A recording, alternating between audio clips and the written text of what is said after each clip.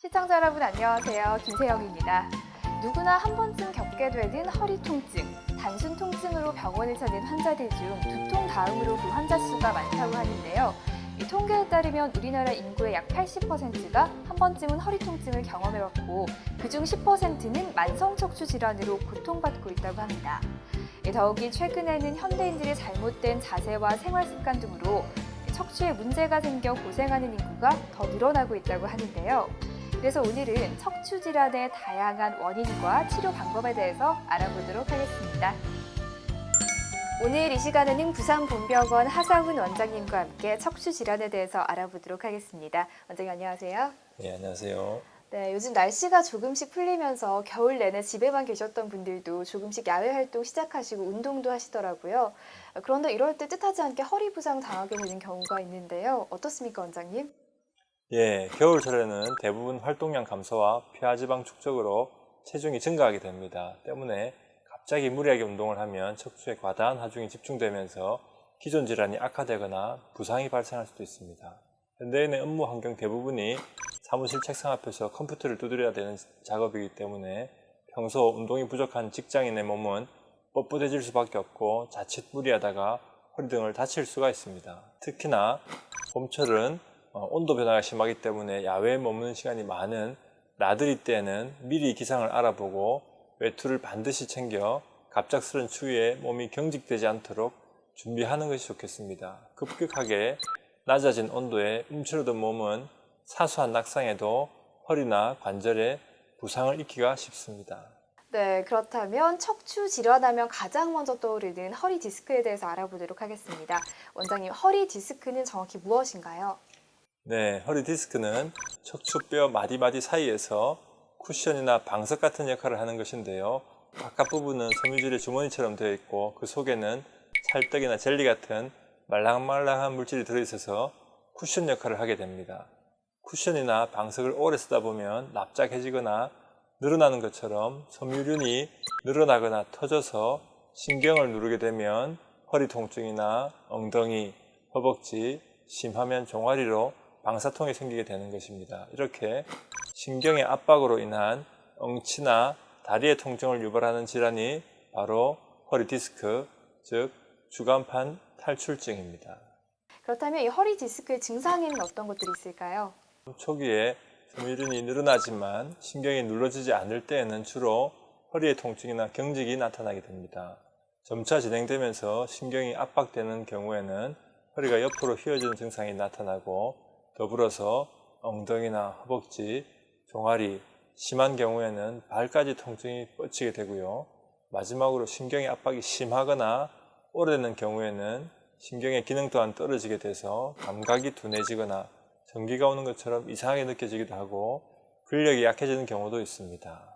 그리고 허리에서 신경근이 눌러짐으로 다리를 들어 올리거나 허리를 숙일 때 이런 방사통이 악화되는 것도 흔한 증상입니다. 네, 그렇군요. 이 허리 디스크의 증상에 대해서 알아봤는데요. 이런 증상이 나타난다면 가까운 병원에 가서 진단을 받으셔야 할 것 같다는 생각이 듭니다. 그렇다면 이 허리 디스크의 진단은 어떻게 하나요? 전체적인 뼈 구조와 요추의 불안정성 여부를 확인하기 위해서 일반 엑스레이 촬영이 가장 기본적인 검사지만 신경의 압박 여부를 직접 확인하기 위해서는 MRI 검사가 필수적이라고 할 수 있겠습니다. 그 외에도 퇴행성 변화에 따라 신경관이나 척추뼈의 변형 여부를 확인하기 위해서는 CT 검사가 추가적으로 시행되기도 합니다. 네, 그럼 원장님, 이 허리 디스크 의심 환자가 엑스레이와 MRI 검사를 통해서 허리 디스크로 확진됐습니다. 그렇다면 어떻게 치료를 하실까요? 네, 허리 디스크의 치료는 크게 환자에 대한 교육, 비수술적인 치료, 그리고 수술적인 치료 세 가지로 나누어 볼 수 있습니다. 먼저 환자 교육으로는 일상생활에 바른 자세를 가지도록 하고 적절한 운동과 금연 등의 방법이 있는데요. 특히 서 있거나 앉아 있을 때 무거운 물건을 운반할 때의 올바른 자세가 허리 디스크 치료와 예방에 매우 중요합니다. 그리고 비수술적인 치료로는 약물 치료, 물리 치료, 운동 치료, 통증 주사 치료가 있는데요. 디스크 환자 중에서 수술이 필요한 경우는 10명 중 약 1명 정도에 그친다는 것은 분명한 의학적인 사실입니다. 따라서 허리 디스크 환자의 90% 정도는 수술하지 않고 앞서 말씀드린 비수술적인 요법으로 완쾌가 가능합니다. 다음으로 수술적인 치료는 참을 수 없는 극심한 통증이 있거나 통증이 지속되고 재발할 때 시행하게 되고, 감각이 둔해지거나 근력이 약해지는 마비 증상이 있을 때는 비교적 수술을 빨리 하는 것이 좋습니다. 대표적인 수술 방법으로 안전하고 회복이 빠른 최소상처 수술법이 있습니다. 네, 원장님. 이 허리 디스크 환자의 수술적 치료 방법 중에 최소상처 수술법이라고 하셨는데 이게 어떤 건가요? 최소상처 수술법은 기존의 수술보다 수술 상처를 최소화해서 수술하는 방법을 말합니다. 미세 현미경을 이용한 디스크 수술, 내시경을 이용한 수술, 또 극돌기 사이에 충격 흡수제를 삽입하는 수술, 그리고 고주파를 이용해서 디스크를 수축시키는 여러 가지 수술 방법들이 있습니다. 그중 미세 현미경 수술은 가장 흔히 사용되고 재발률이 적은 방법으로 2-3cm 정도의 최소 절개를 통해서 원통형의 튜브를 삽입하고 그것을 통해서 미세 현미경으로 10배에서 15배 정도 확대해서 탈출된 디스크를 정확하게 들여다보면서 제거하기 때문에 안전하고 재발도 적은 수술법입니다. 국내외 학회에서 표준화되고 가장 좋은 방법으로 검증이 돼서 안전하게 디스크를 치료할 수 있는 방법입니다. 다음은 미세 현미경 수술을 받은 환자의 수술 증례인데요. MRI상 제4, 5요 추간의 추간판이 신경길로 튀어나온 것을 볼 수가 있고요. CT상으로도 후방의 신경길을 절반 정도 막고 있는 디스크를 확인할 수가 있습니다. 다음 사진은 실제 수술 시의 장면인데요. 현미경을 통해서 보는 시야로서 디스크를 제거한 후 신경이 깨끗하게 보이고 신경의 압박이 해소된 것을 확인할 수가 있습니다. 이렇게 수술 후 CT나 MRI를 찍어보면 수술 전에 신경을 누르던 디스크가 깨끗하게 제거되고 신경의 압박이 해소된 것을 확인할 수도 있습니다. 네, 현미경을 통해서 직접 확인하면서 수술하기 때문에 정확도가 높다는 말씀이신데요. 그렇다면 그 외 최소상처 수술법인 내시경 레이저 디스크 제거술은 어떤 것인가요? 예, 내시경 레이저 디스크 제거술은 1cm 정도의 피부 절개를 통해서 볼펜 굵기의 내시경을 신경길로 삽입한 후에 내시경을 통해서 확인하면서 통증을 유발하는 디스크를 내시경 집게와 고주파를 이용해서 제거하는 방법으로서 최소상처 수술법 중에서도 상처가 가장 적고 수술 시간도 1시간 정도이며 국소 마취나 척추 마취로 시행돼서 비교적 빨리 퇴원이 가능한 장점이 있습니다. 하지만 정밀한 수술이기 때문에 숙달된 수술 경험이 요구되며 초기 디스크에는 적합하지만 석회화된 디스크나 협착증에 동반된 경우, 불안정성에 동반돼서 복잡한 디스크인 경우에는 적용에 어려움이 있습니다. 네, 그렇다면 앞서 설명해 주신 디스크 최소상처 수술법 외에 어떤 치료법이 많이 사용되나요? 네, 최소상처 수술법 외에도 수술요법인 극돌기관 삽입물, 인공 디스크 치환술 등이 있으며 비수술적인 요법으로 고주파 열치료술 등이 있습니다. 극돌기관 삽입물 수술은 통증을 유발하는 디스크를 제거하고 극돌기 사이에 충격을 흡수해주고 불안정성을 보강해주는 실리콘 삽입물을 넣어서 디스크의 기능을 보강해주는 수술법입니다. 이 방법은 후방 전이가 있는 주간판 탈출증이나 척추관 협착증, 또 후방에 압력이 많이 가서 통증이 유발되는 후관절 증후군, 유압 인접부 등에서 시행할 수가 있습니다. 다음 사진은 극돌기관 삽입물을 시행한 50대 여자 환자의 사진입니다. 주로 허리의 통증과 함께 보행 시 다리로 뻗치는 통증을 호소해서 내원하신 분인데요. MRI상에서 제4, 5요 주간판이 뒤로 밀리고 뒤쪽의 황인대 또한 신경 쪽으로 밀려들어서 앞뒤에서 신경을 압박하는 것을 볼 수가 있습니다. 이 경우 극돌기관 삽입물을 시행하면 주간판 사이가 벌어질 뿐만 아니라 주간공의 간격이 넓어지게 돼서 신경근의 출구가 넓어지고 압박이 해소되는 것을 볼 수가 있습니다. 마지막으로 고주파 열 치료술에 대해서 설명드리겠습니다. 이 시술은 상처나 절개 없이 주사 바늘과 고주파 도관을 이용한 수술로서 크게 돌출되진 않았지만 섬유륜에 파열이 있는 퇴행성 디스크에서 만성적인 요통이 있을 때 적용할 수가 있습니다. 주사 바늘을 통해서 고주파 도관을 섬유륜 안쪽에 돌려넣고 고주파 열을 가해서 파열된 섬유륜이 단단하게 엉겨 붙도록 하는 시술입니다. 마치 너덜거리는 옷의 섬유질을 불을 가하면 싹 오그라드는 것과 같은 원리입니다. 이것은 비수술적인 바늘을 이용한 수술이기 때문에 상처가 남지 않고 회복이 빠른 장점이 있습니다. 네, 허리 디스크의 원인과 진단 그리고 치료 방법에 대해서 알아봤습니다. 이 외에도 다른 척추 질환이 있나요? 예, 다양한 질환이 생길 수 있지만 아무래도 앞서 말씀드린 허리 디스크, 즉 추간판 탈출증이 가장 흔하고요. 어린 학생들의 경우 성장기라는 특성으로 인해서 척추 측만증이 생기거나 악화되는 경우도 늘어나고 있는 것으로 보고됩니다. 또한 50대 이상의 연령층, 즉 중장년층에게서만 나타났던 질병으로 인식되었었는데 최근 젊은 층에서도 발생이 증가하고 있는 척추관 협착증 등이 있습니다. 네, 이 척추관 협착증은 최근 젊은 층에서 발병이 증가하고 있다고 하니까 더 궁금해집니다. 이 척추관 협착증과 추간판 탈출증 어떻게 다른가요? 예, 척추관 협착증과 허리 디스크라 불리는 추간판 탈출증은 비슷하기도 하고 조금 다르기도 한 완전히 구분하기는 힘든 성격의 병입니다. 추간판 탈출증은 쿠션, 즉 허리 디스크의 약한 일부분이 물룩 늘어나거나 늘어난 부분이 파열되고 비교적 급격히 진행된 상태를 말하고, 척추관 협착증은 허리 디스크 쿠션이 오랜 시간에 걸쳐서 서서히 그리고 전반적으로 늘어나면서 내려앉게 돼서 신경기를 전반적으로 좁아지게 한 상태를 얘기하는 것입니다. 협착증에서는 내려앉은 디스크가 신경의 앞부분을 누르게 되고 비후되고 밀려 나오는 뒤쪽의 후관절과 황인대도 신경을 누르게 돼서 척추신경의 앞뒤에서 압박받게 되는 상태를 협착증이라고 합니다.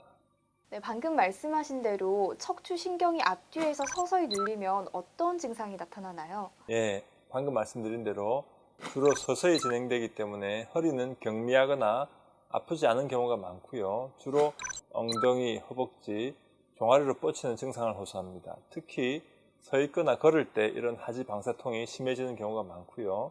어떤 분들은 바로 눕거나 돌아 누울 때 등의 자세 변화에 따라서 증상이 악화되는 분들도 있습니다. 주로 5, 60대 중장년층에서 발생하게 되는데 최근에는 현대인의 생활 패턴이 장시간 앉아있는 경우가 많고 바쁜 현대인들에게서 운동할 수 있는 여유가 없는 현실 속에서 척추의 노화를 촉진시켜서 젊은 층에서도 이런 척추관 협착증의 발생이 높아지고 있습니다. 특히 젊은 사람들은 자신에게 어떤 질환이나 통증이 찾아왔을 때 빨리 인지하는 반면에 병원을 찾지 않는 경우가 많은데요. 그 이유는 척추관 협착증의 경우 초기에는 경미한 다리의 저림이나 보행 후 종아리의 근육통 정도의 증상을 나타내는데 인터넷 검색이나 자가진단 등으로 스스로 질환에 대한 평가를 내리고 평소 운동량 부족이라고 치부해서 넘겨버리는 경우가 많기 때문이라고 생각됩니다. 네, 척추관 협착증을 단순한 노환이나 운동 부족에 따른 통증으로 오인하기 쉬울 것 같은데요. 이 정상인과 비교해서 척추관 협착증 환자분들은 어떤 차이가 있나요? 예, 척추 질환에서는 진단이 매우 중요합니다. 다리가 저리고 당긴다고 해서 무조건 척추관 협착증으로 진단하는 것은 아닌데요. 사진을 보면서 자세히 설명드리겠습니다. 먼저 정상인과 협착증 환자의 MRI를 비교해보면 정상인은 길이 방향으로 신경길이 잘 지나가는 반면에 협착증 환자는 이런 신경길이 여러 군데에서 막혀 있는 것을 볼 수가 있습니다. CT를 통해서 횡단면을 살펴보면 정상에서는 동그랗게 보이는 신경길이 협착증 환자에게서는 세모 모양으로 조그맣게 눌러져 있는 것을 볼 수가 있습니다. 이렇게 다리로 가는 신경이 눌리게 되면 그 신경이 가는 길을 따라서 한쪽이나 양쪽에 엉덩이나 허벅지, 종아리 또는 발끝까지 뻗치는 통증을 유발하게 됩니다. 네, 이런 통증을 유발하는 척추관 협착증은 어떻게 치료하면 좋을까요? 예, 척추관 협착증도 추간판 탈출증과 마찬가지로 대부분 비수술적인 방법으로 치료가 가능한데요. 2, 3개월 정도의 소염제나 신경혈행 개선제를 투여하면 좋아지는 경우가 대부분입니다. 운동요법 또한 중요한데요. 이 병이 근본적으로 척추신경의 혈액순환이 되지 않아 생기는 증상이기 때문에 꾸준히 걷기나 자전거 등의 유산소 운동을 하는 분들은 전신의 혈액순환이 좋기 때문에 훨씬 증상을 덜 느끼게 됩니다. 하지만 이런 약물과 운동치료에도 불구하고 증상이 심하고 지속되는 경우에는 경막외 신경주사, 신경근 주사요법 또는 경막외 신경성형술 등의 비수술적인 치료를 시행하기도 합니다. 2, 3개월간의 비수술적인 요법에도 효과가 없고 지속적이고 심한 하지 통증이 있고 또 보행장애가 있는 경우에는 수술을 시행하게 되는데요. 간혹 급격하게 진행되는 신경장애나 대소변 장애가 있는 경우에는 응급수술을 해야 되는 경우도 있습니다. 네, 아무래도 현대인들은 바쁘기 때문에 비수술적인 치료에 관심을 가질 것 같은데요. 비수술적인 치료법에 대해서도 설명 부탁드립니다. 예, 최근에는 경막외 신경성형술이라는 비수술 치료를 많이 시행하는데요. 화면에서 보시는 것처럼 20-30cm 정도의 긴 카테터를 꼬리뼈 바로 위에서 신경길로 밀어넣고 투시기를 보면서 협착증이 있는 곳에 여러 가지 시술로 신경 주변의 유착을 풀어줘서 혈액순환이 잘 되도록 하고 약물도 주입하는 시술입니다.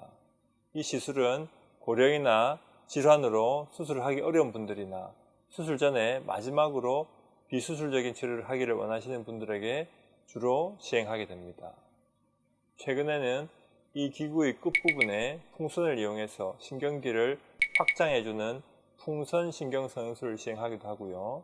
필요한 경우에는 내시경과 레이저를 이용해서 신경기를 효과적으로 확장하고 약물을 주입하는 내시경 레이저 신경성형술을 시행하기도 합니다. 네, 그런데 원장님, 이 척추관 협착증 증상이 심하거나 또 몸에 장애가 나타날 경우에는 수술을 해야 한다고 하셨는데요. 어떤 수술 방법들이 있나요? 예, 척추관 협착증의 수술로는 첫 번째 미세현미경을 이용한 요추후궁 성형술이 있습니다. 미세현미경을 이용해서 최소절개를 통해서 나사못의 고정 없이 신경 압박을 해소해주는 수술인데요. 사진을 보면서 자세히 설명드리겠습니다. 다음은 63세 남자분의 요추후궁 성형술 증례인데요. 이분은 보행 시 심한 양쪽 엉덩이와 우측 종아리 통증으로 100m 이상 걸으면 쪼그려 앉아야 되는 보행 불편을 주소로 내원하신 분입니다. 왼쪽 화면을 보시면 신경길이 세모 모양으로 조그맣게 졸려 있는 것을 볼 수 있고요.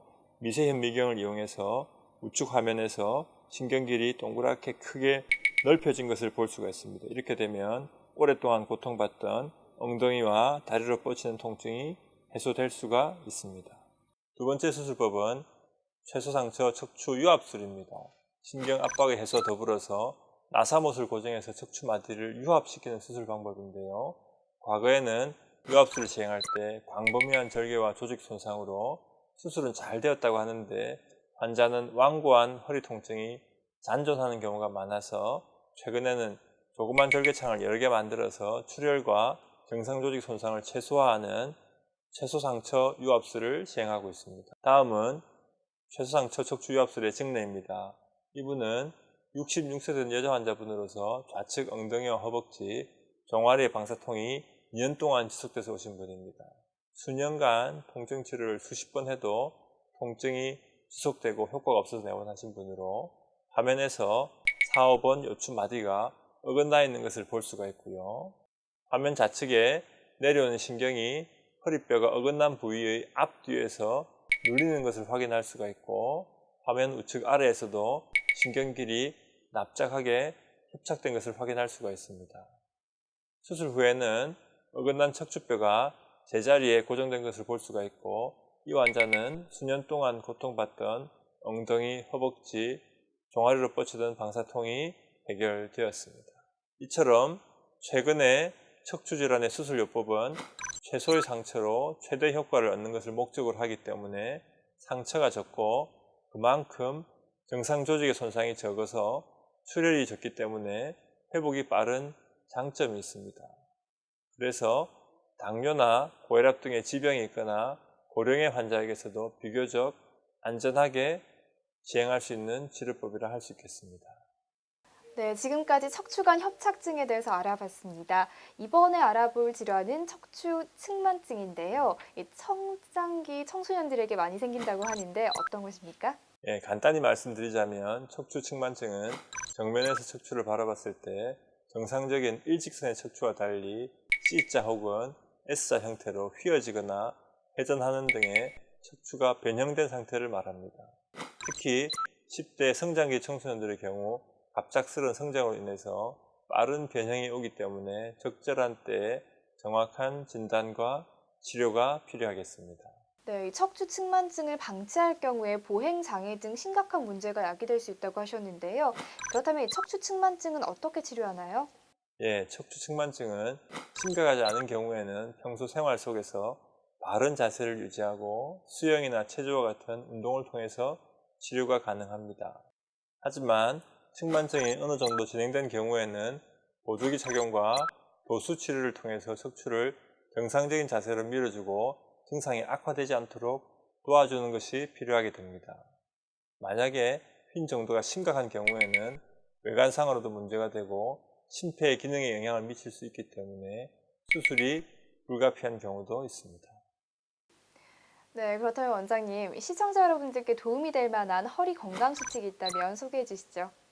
네, 허리에 무리를 주지 않기 위해서는 무엇보다도 바른 자세가 가장 중요합니다. 서 있을 때나 집안일을 할 때는 되도록 몸을 숙이지 말고 발판에 발을 올려서 척추를 바르게 펴서 스트레스를 줄여주는 게 좋습니다. 그리고 의자에 앉아 있을 때에는 허리를 바짝 의자에 붙이고 등받이가 너무 젖혀져 있거나 무릎이 엉덩이보다 낮은 자세는 좋지 않습니다. 같은 자세로 오래 앉아 있을 경우에는 적어도 30분에 한 번씩 휴식을 취하면서 스트레칭을 하는 것이 좋고요. 특히나 요즘같이 날씨가 따뜻해지면 몸 동작이 커지기 마련입니다. 이 경우 겨우내 경직됐던 우리 몸의 근골격계와 축적된 피하지방이 척추와 주변 근육의 지나친 긴장을 처리하고 이는 곧바로 관련 질병을 불러올 수도 있습니다. 따라서 봄철에는 자리에 앉아서 할 수 있는 스트레칭 동작을 찾아서 짬짬이 해주는 게 좋습니다. 마지막으로 물건을 들어 올릴 때에는 무릎을 구부린 채 들어 올릴 물건을 몸에 가까이 붙인 후 들어 올리는 순간 허리의 힘이 아니라 다리의 힘을 이용해서 허리는 곧바로 펴는 것이 좋겠습니다. 네, 원장님, 마지막으로 척추 질환으로 고생하고 계신 분들께 당부의 말씀 부탁드릴게요. 예, 아직도 많은 분들이 올바른 치료 방법을 찾지 못해서 요통으로 고통받고 계시거나 허리 수술에 대한 막연한 두려움 때문에 고생하고 계시는 분들이 많습니다. 정확한 진단, 체계적인 비수술 치료, 그리고 꼭 필요하다면 최소상처, 척추수술법 등의 다양한 방법으로 척추질환의 단계별 맞춤 치료가 가능한 시대가 되었습니다. 허리 통증 더 이상 참지 마시고 병원을 방문하셔서 정확한 진단과 적절한 치료를 통해서 우리 몸의 대들보인 척추의 건강을 잘 지켜나가시기를 바랍니다. 네, 지금까지 원장님을 모시고 척추에서 발생할 수 있는 다양한 질환과 치료법에 대해서 알아봤습니다. 원장님 좋은 말씀 감사합니다.